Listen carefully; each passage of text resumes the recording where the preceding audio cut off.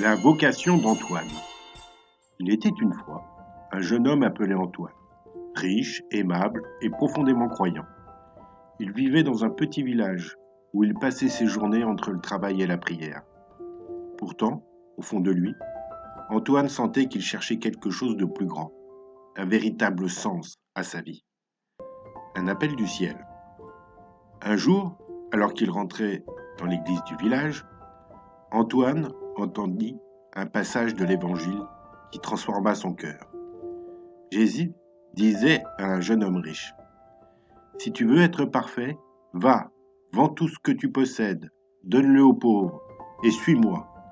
Tu auras un trésor dans le ciel. » Ces paroles résonnèrent profondément en Antoine. Il eut l'impression qu'elles s'adressaient directement à lui. Après des jours de réflexion et de prière, il prit une grande décision. Il allait tout donner et suivre la voie que Dieu traçait pour lui. Le renoncement aux richesses. Antoine distribua ses terres et ses richesses aux villageois pour leur assurer une vie plus douce. Il vendit tout ce qu'il possédait et donna l'argent aux pauvres. Il confia même sa jeune sœur à des femmes pieuses pour qu'elles grandissent dans un lieu paisible, allégé des biens matériels. Antoine se sentait enfin libre pour répondre pleinement à l'appel de Dieu. La vie d'ermite. Antoine quitta alors le village pour rejoindre un vieil ermite qui vivait dans la prière et la solitude. Inspiré par cet homme, Antoine adopta une vie simple et laborieuse. Il cultivait la terre pour se nourrir et passait ses journées dans la méditation et la prière. Il aimait cette parole qui guidait ses efforts, que celui qui ne veut pas travailler ne mange pas.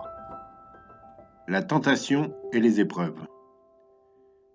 Mais le démon, jaloux de sa paix intérieure, tenta de le détourner de son chemin. Il rappela à Antoine tout ce qu'il avait abandonné, sa maison, sa famille, ses richesses.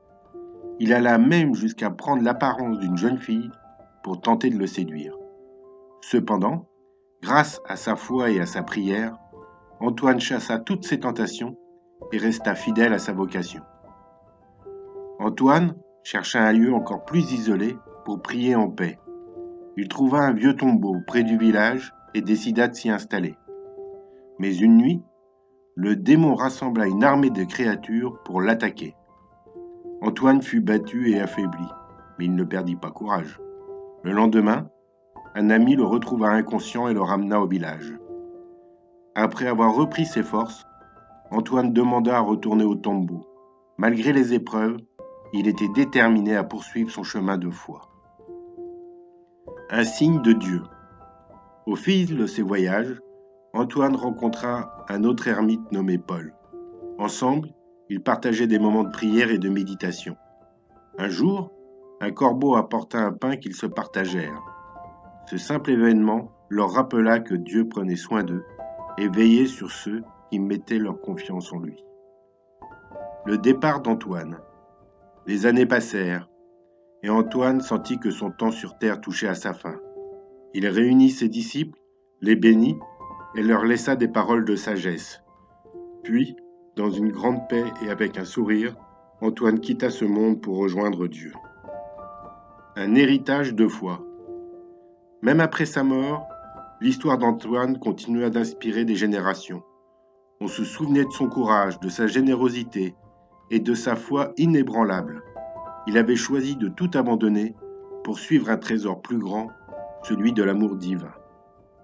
Et toi, si tu fermes les yeux ce soir, pense à Antoine. Peut-être qu'en t'écoutant ton cœur, tu découvriras toi aussi ce qui te rendra profondément heureux. Bonne nuit!